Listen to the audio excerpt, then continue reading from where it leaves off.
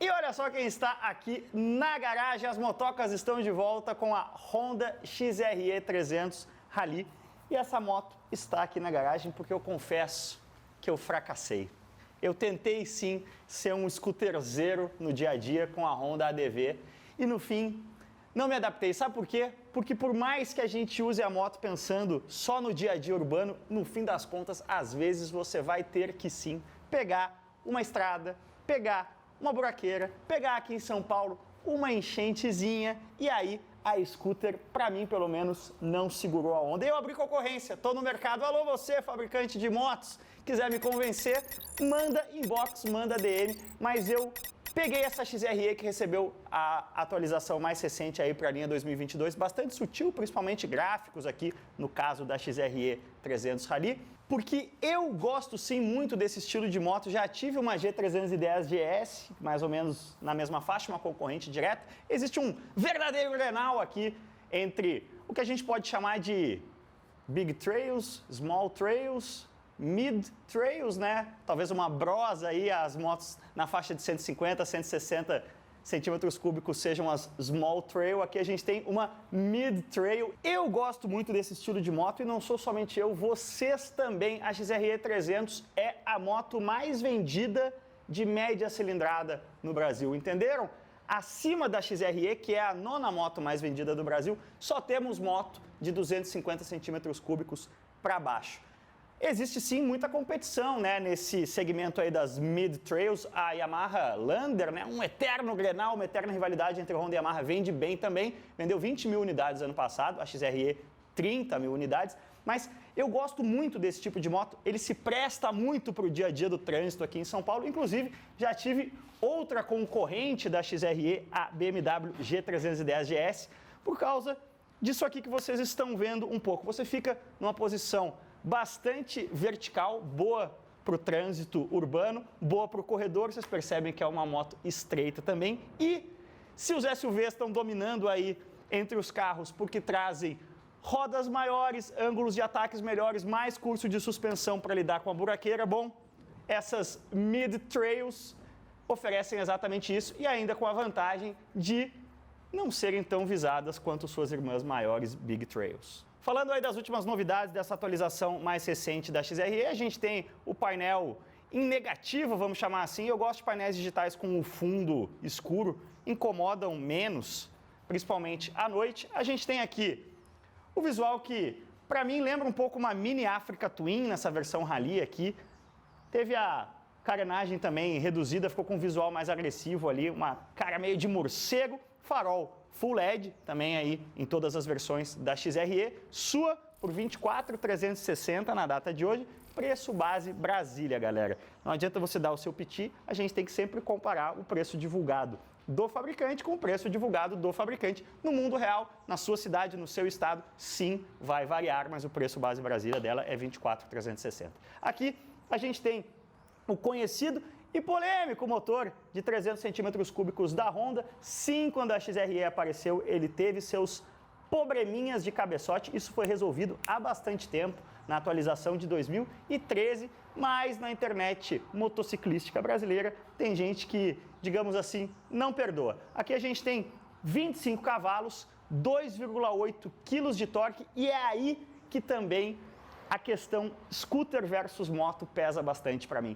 Essa cilindrada de 300 centímetros cúbicos, para mim, é meio que o piso de uma moto que fica esperta, que fica gostosa, que tem um torque legal para você não precisar ficar trocando marcha toda hora. É onde uma moto se torna agradável como daily aqui em São Paulo. Outras coisas que eu gosto bastante da XRE, freios. Aqui a gente tem ABS e disco perfurado, né, disco ventilado. O freio que tem, para mim, uma das grandes fortalezas de motos Honda em geral. Modulação de freio dessa moto é muito gostosa, a gente vai falar mais disso em movimento, é claro. E aqui na traseira, a classiquíssima suspensão ProLink, que para eu aí que já tô na casa dos 40, me lembra ali as XRs dos anos 80, quando era uma tecnologia tão inovadora que dizia sempre aqui ProLink na balança. Então, antes da gente sair, deixa eu, para deleite de alguns, mostrar uma outra coisa legal dessa moto.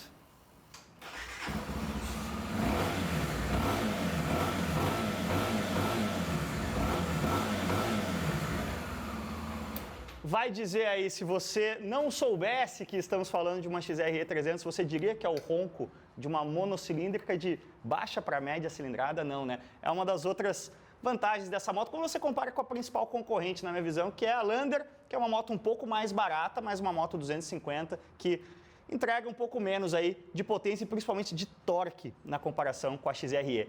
A XRE é sim um pouco mais visada do que a Lander e isso ajuda também a explicar por que elas são tão parelhas, né? Por que essa briga aí, esse grenal das mid-trails existe no nosso mercado. Mas então, segura aí que eu vou lá colocar um capacetinho, uma luva e um jaco e a gente já vai falar um pouquinho mais da dinâmica da XRE 300 Rally, a Baby Africa Twin. Mas afinal, como anda, deputado? Bom, vou fazer um uso aqui da nossa XRE 300 Rally, ali esse pacote visual, né, que deixa ela com cara de mini Africa Twin. Mas vou fazer um uso que eu acho que a maioria dos usuários faz, que é vários corre para fazer aí, irmão. E aí você começa a entender por que esse tipo de moto é tão popular, né? Como eu falei no começo do vídeo, todas as motos mais vendidas do que a XRE têm menos cilindrada do que ela, né? Então, se a gente considerar a 300 a régua aí da média cilindrada, ela é a moto de média cilindrada mais vendida do Brasil, com 30 mil unidades vendidas ano passado, 9º lugar no ranking.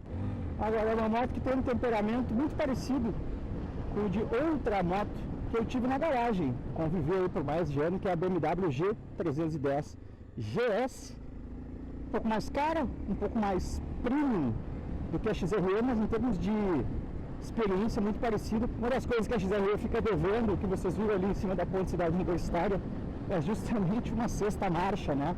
Ela tem um câmbio bastante curtinho, o que é bem legal, porque aproveita bem os 2,8 quilos de torque aqui do monocilindro de 300 centímetros cúbicos, mas faz falta, né? Principalmente na estrada. É uma moto que tem uma velocidade de cruzeiro ali na casa de 120, 130, pede uma cestinha, mas ressalta a fortaleza principal dessa moto quando a gente compara ela com a principal concorrente dela, que é a Lander, que é justamente o torque, né? 2,8 kg de torque versus 2,1 da Lander, é 30% de torque a mais aqui, faz bastante diferença, né? Quando a gente fala de potência, aí são 25 cavalos contra 20, aí a diferença é aí de 20%, não é tão grande assim, e não custa lembrar que a XRE custa, no mundo real, aí uns R$4.000 a mais do que a Lander, né? O preço de tabela aqui da XRE está na casa de 24,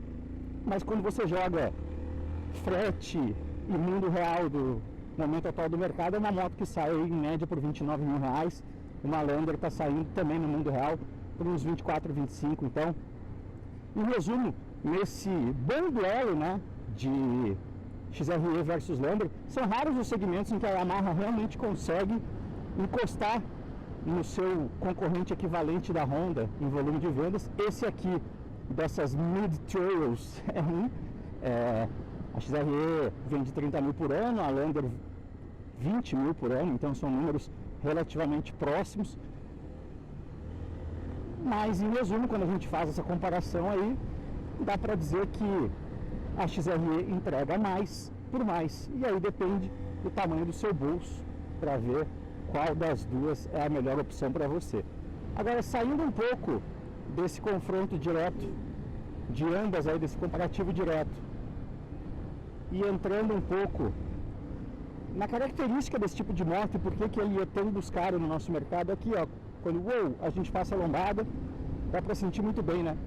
Uma trail de porte médio é uma espécie de SUV compacto das motos, né? É uma moto que faz muita coisa, não de forma brilhante, mas muita coisa bem, muito versátil para o tipo de uso que a gente faz no Brasil, né? Esse uso cheio de lombada, cheio de buraco, com pouco espaço no trânsito urbano, cheio de enchente. Eu gosto dessas motos, gostava bastante da minha 310 GS, porque une isso, né? Tem um torquezinho bacana, tem um peso baixo. Essa moto aqui, o peso a seco é de 148 quilos, então é uma moto que fica, apesar dela ter um porte legal, né? Aro 21 aqui na frente, então também ajuda bem a enfrentar a buraqueira e piso ruim.